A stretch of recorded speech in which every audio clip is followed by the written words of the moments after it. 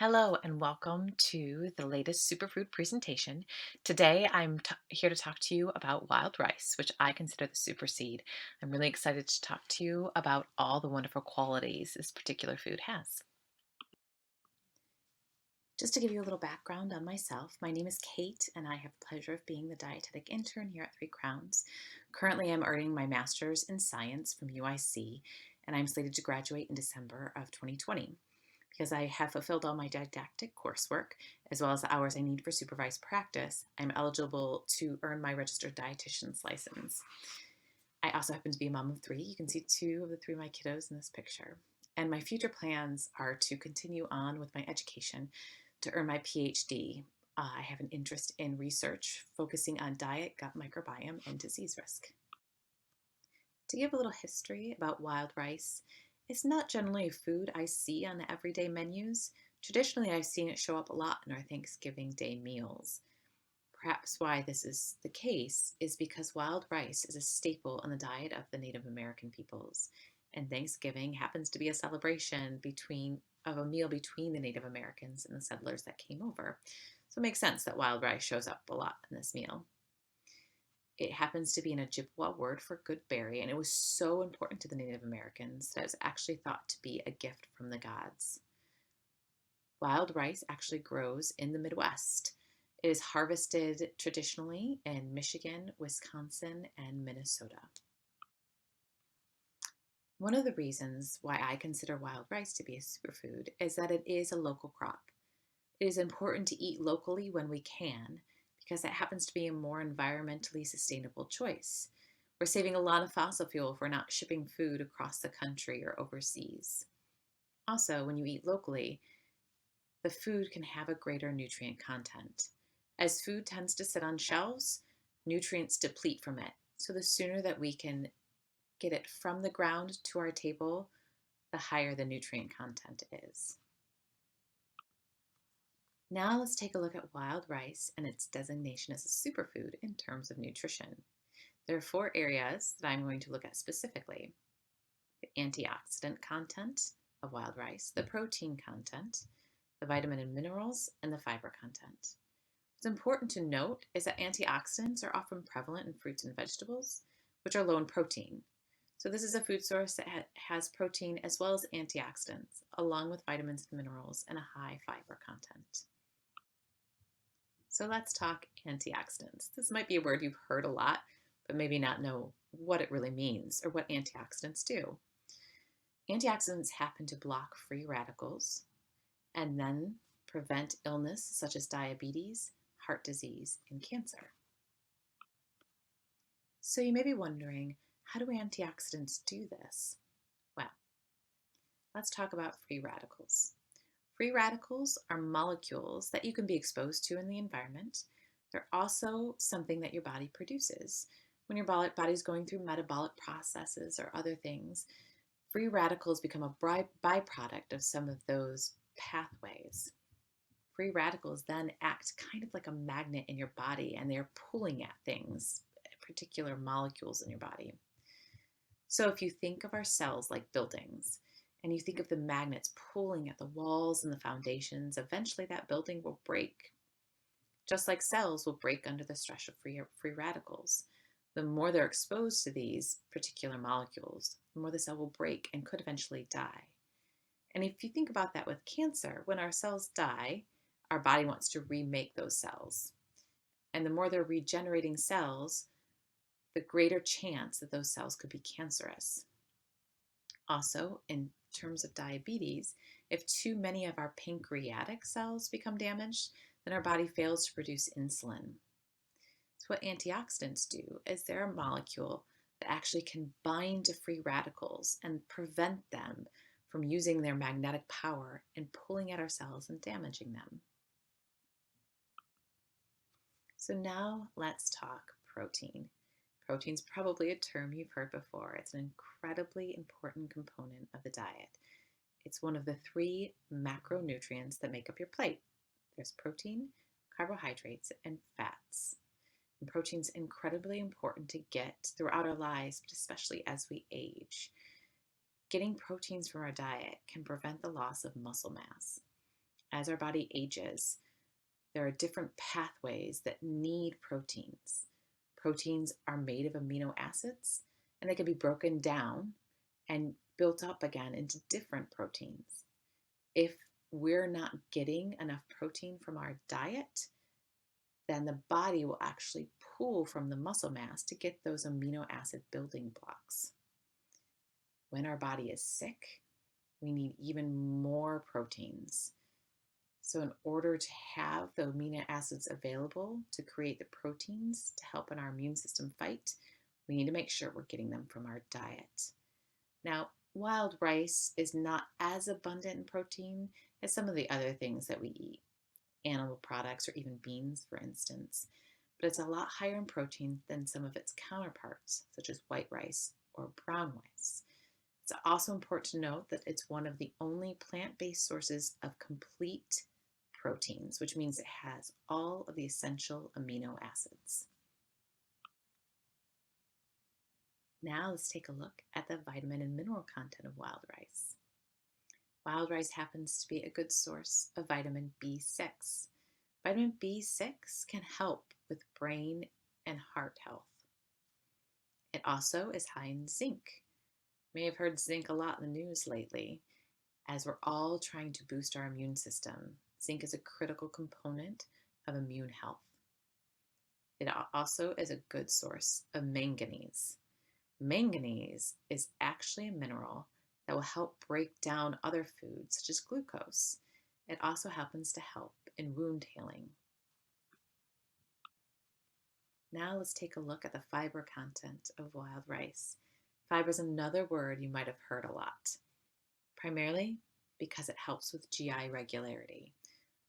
Traditionally, a lot of people take fiber supplements because it's hard to get the needed amount of fiber in our diets, so wild rice is a great source. Another important thing that I'd like to note about fiber is that it promotes gut microbiota health. Fiber is a molecule that we can't traditionally break down, but the bacteria, the beneficial bacteria in our gut can, and they use it as food. They can break it down and make things called short-chain fatty acids that actually help with our overall health. Now, hopefully you can clearly see why I consider wild rice to be a superfood. The other reason is that grain is a really easy component of recipes to use. You can find grains in anything. You can make salads, you can make soups, main dishes, and even desserts. So today I wanted to present two fall-forward recipes: a salad of wild rice with cranberries and pecans, and a dessert, creamy wild rice pudding with maple syrup. Wild rice salad with cranberries and pecans is full of fall staples. We've got wild rice, and there's chopped up apples and cranberries and pecans and celery. And you dress that all in a vinaigrette that's made from orange zest and orange juice and some heart-healthy olive oil. Next, I'm going to present a dessert of wild rice pudding with maple syrup, again full of fall flavors. We've got the wild rice. Traditionally, you see rice pudding made with a white rice, but this gives it a little healthier balance with the wild rice, as well as brown rice. It has the maple syrup, as well as cranberries and cinnamon, again evoking a real fall feeling. And this happens to be so healthy that I think you could even consider eating it for breakfast. In conclusion, I hope that you can appreciate how super wild rice happens to be as a food. And even though we traditionally see it in the fall, I think you should feel free to enjoy it all year round. Thank you. Hi everyone, today's superfood presentation is all about apples.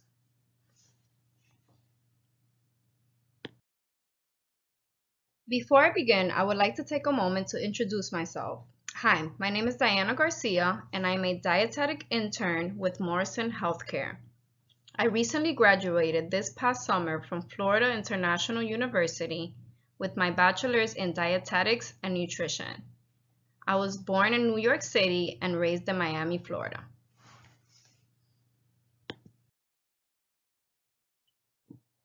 A little history of the apple. So the tree originated in Central Asia. It was cultivated in Jamestown. North American apple harvesting began with the settlers at Jamestown in 1607. They brought with them seeds and cuttings from Europe. Back in Europe, apples were very, very important because they were used for cider. It was even known that some individuals' salaries were paid in the form of cider. Another fun fact is that Americans eat an average of 19 pounds of apples a year.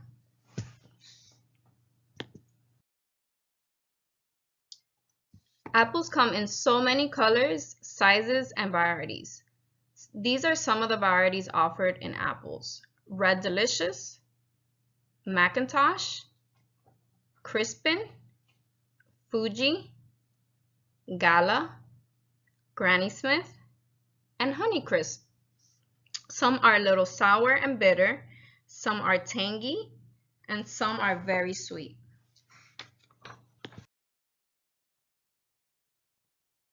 Health benefits of apples. Apples are a great source of fiber. They have phytochemicals, which are compounds that are produced by plants, and they're also a great source of vitamin C, which is great for your immune system. Apples are known to have quercetin, which is a flavonoid that has antioxidant and anti-inflammatory effects. Antioxidants prevent or slow down damage to the cell caused by free radicals, which are known as harmful molecules. Free radicals are produced by the body as it reacts to its environment. Some of these causes can be internal or external factors, such as inflammation, pollution, UV exposure, and cigarette smoke. Another compound that apples have are pectin, which is known as a soluble fiber. The fiber can slow down digestion, so you can feel fuller after eating, which then keeps you from overeating. Fiber is also known to help with digestive issues and is even known to prevent constipation and have a modest effect on lowering LDL, which is known as the bad cholesterol.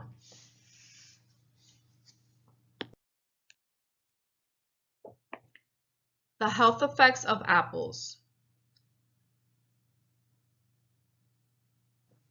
Apples have been known to make an effect on the following conditions: cardiovascular health. Studies have shown that plant chemicals, particularly in the apple peel, combined with pectin fiber, can help to protect against free radical damage in the heart and blood vessels. And like I mentioned before, can have cholesterol-lowering effects.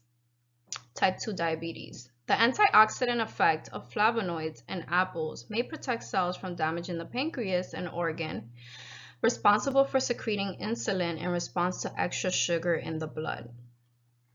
Weight control. The fibers in apples can slow digestion, helping one feel greater satisfaction after eating. Cancer. The phytochemicals and fiber in apples have antioxidant effects that may protect the cell's DNA from oxidative damage, which is known to be a precursor to cancer. Overall, they are rich in fiber, disease-fighting antioxidants, and a variety of vitamins and minerals, including potassium, folate, niacin, and vitamins A, B, C, E, and K. Nutrients. Apples can range, depending on the size, from 50 calories to 95 calories, and they have 25 grams of carbs with 4.4 grams of dietary fiber.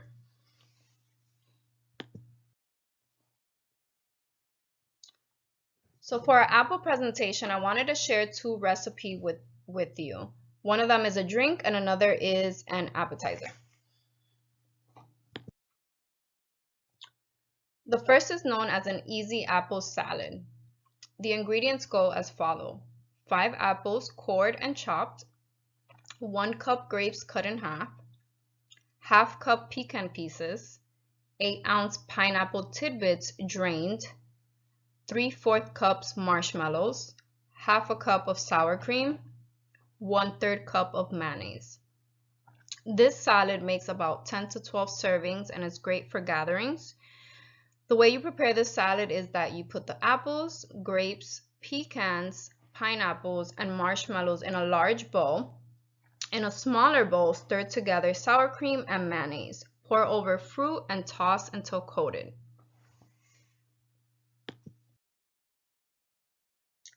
Next, we have the spiced apple tea, which is great for the fall and winter time.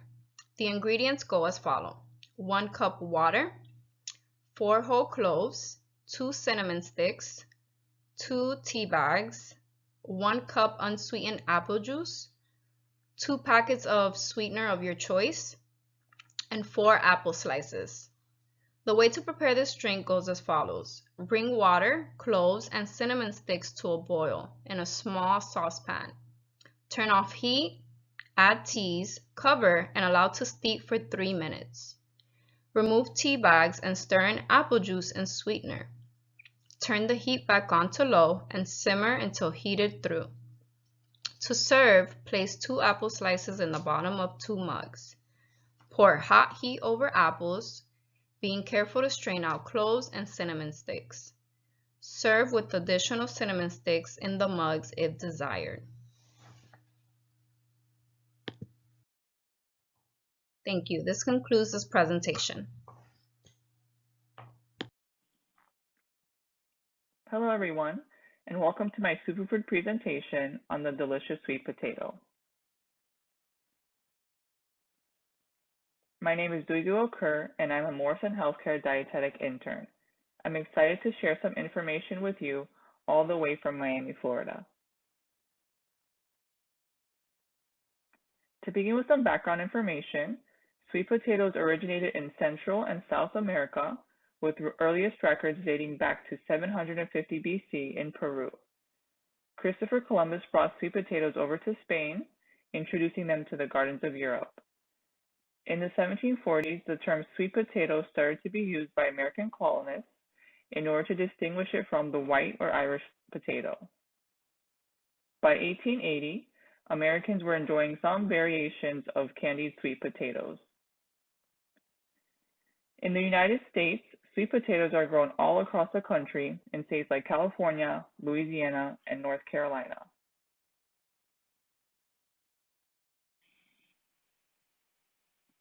So how exactly are sweet potatoes grown? They aren't started by a seed like most other vegetables, but they're started from slips. Slips are sprouts that are grown from a mature sweet potato. Each sweet potato can produce up to 50 sprouts.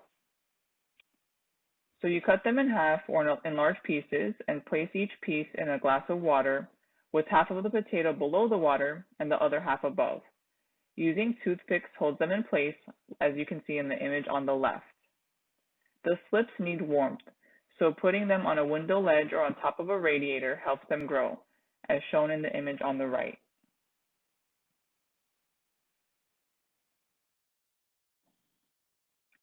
Once your sweet potatoes have sprouted, you have to take each sprout and carefully twist it off the sweet potato.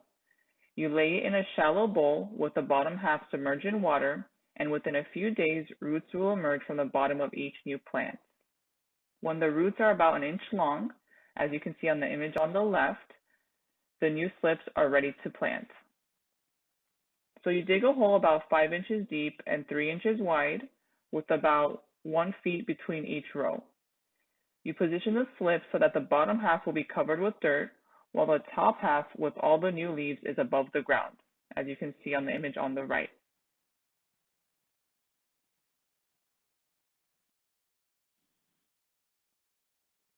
Once all the slips are in place, water them. Water, water, water. You'll need to give them a thorough soaking until all the surrounding dirt is completely wet. They're pretty resilient plants and can live for more than 2 years if they're taken care of well.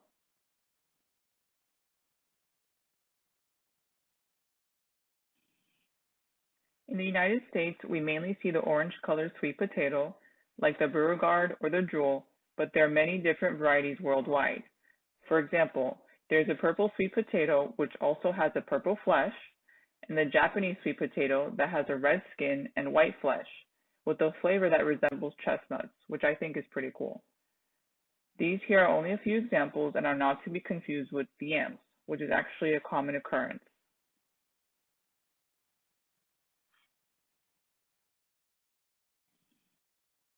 So sweet potatoes versus yams, what's the actual difference?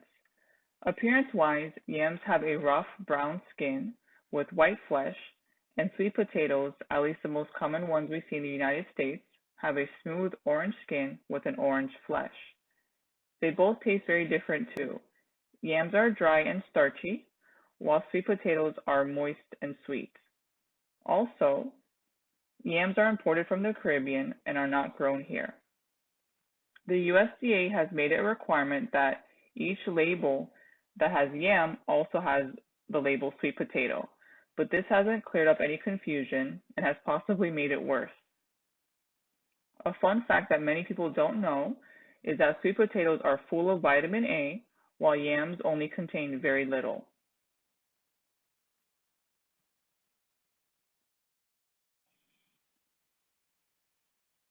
The specific type of vitamin A that's abundant in sweet potatoes is called beta-carotene, which is converted to the active form of vitamin A within our bodies. Sweet potatoes also have high amounts of vitamin B6, vitamin C, potassium, and fiber. They are a great source of minerals like calcium, iron, and magnesium as well. The sweet potatoes with the orange flesh are the ones that are richest in beta-carotene. However, sweet potatoes with purple flesh are richer in anthocyanins.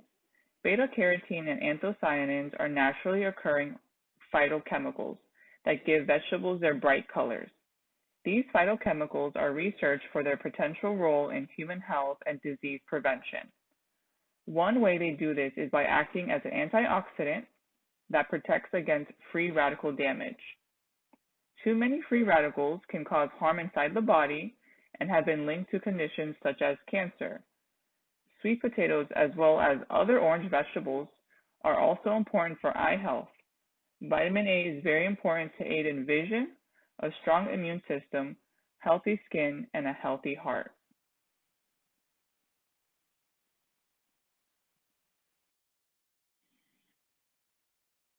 There are many ways to eat sweet potatoes. This versatile vegetable has become increasingly popular and is a great addition to any meal. You can have sweet potatoes for breakfast as hash browns, lunch or dinner as pureed, scalloped, or cut into fries. You can eat them pretty much any way you would eat a regular potato.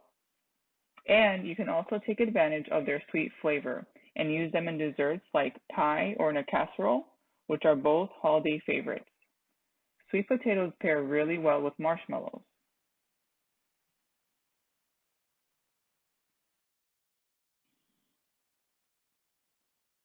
A delicious recipe that can be used as an appetizer is the sweet potato pear soup.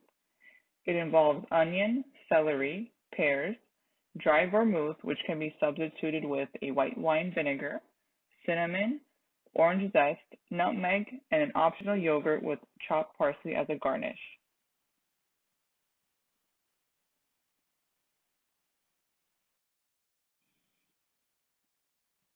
To prepare this soup, you cook the ingredients in a large saucepan for about 45 minutes. Then you add the mixture to a food processor or blender to puree. The puree is then added to the pan once more to heat through with the nutmeg and pepper. In addition to yogurt and parsley, pear slices could also be used as a garnish.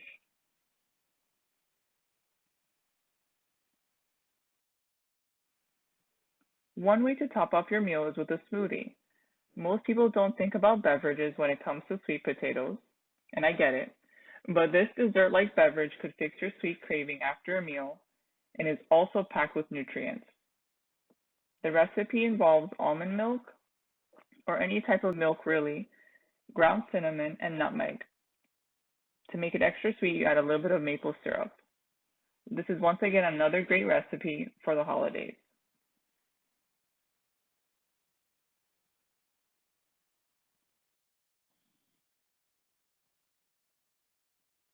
That's all for our superfoods presentation. We hope you enjoyed and thanks for listening.